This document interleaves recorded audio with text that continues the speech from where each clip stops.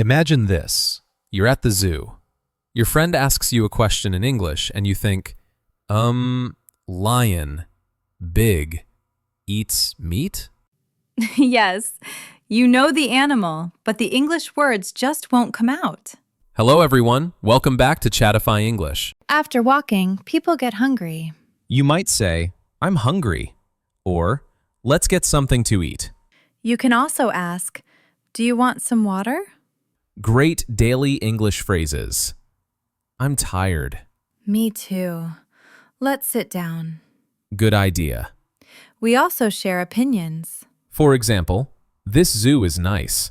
Or, my favorite part is the bird area. Simple opinions help you sound natural. Let's review some key words. Zoo, noun. A place to see animals. Example, we went to the zoo today. Animal, noun. A living creature. Example, I like animals. Favorite, adjective. The one you like the most. Example, my favorite animal is a tiger.